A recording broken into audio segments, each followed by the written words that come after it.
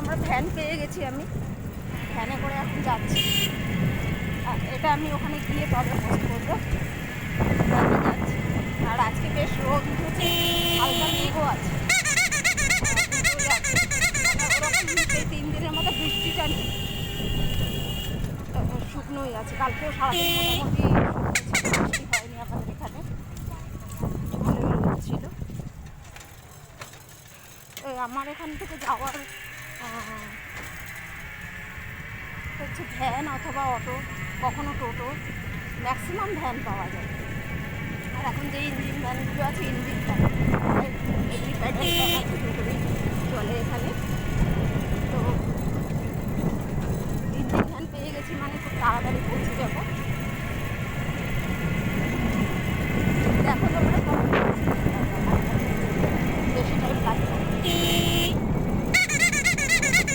হেঁটে গেলে অন্তত 15 মিনিট, আমার যে হাঁটা থাকে 15-20 মিনিট আমার লেগেই যায়।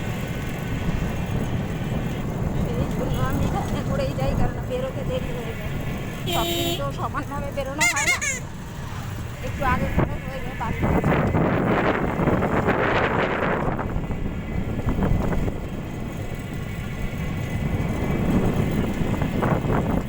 ভিডিওটা কেমন হয়েছে অবশ্যই সবাই লাইক, শেয়ার, কমেন্টস করে দিও তোমরা।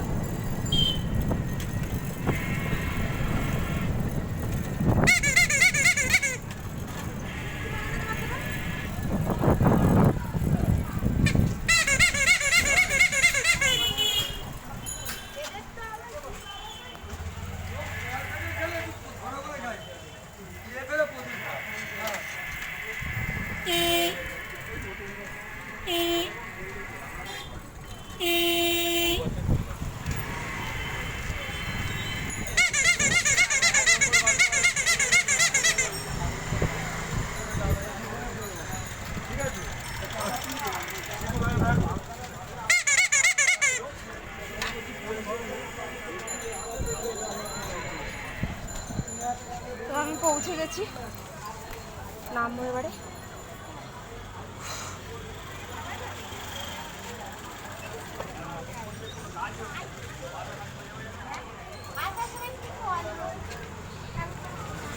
পৌঁছে গেছি, এবার 2 মিনিটের রাস্তা, হেঁটে চলে যাবো ব্যাস। তাহলেই আমি আমার পার্লারে পৌঁছে যাব। এখন পুজো আসছে, পুজোর সময় একদিনও আর ছুটি হবে না, কন্টিনিউ কাজ করতে হবে, আর ছুটি নেই।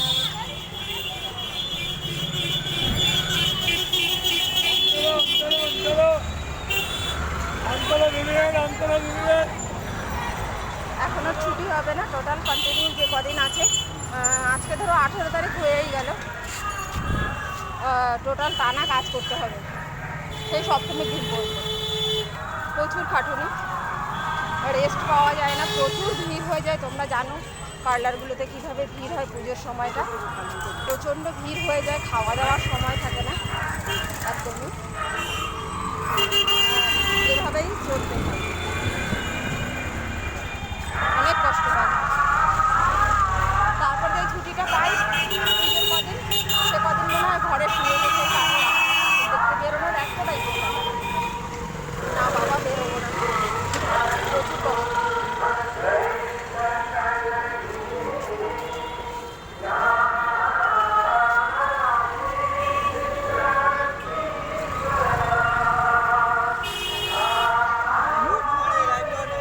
চলে এলাম আমি আমার পার্লারের সামনে।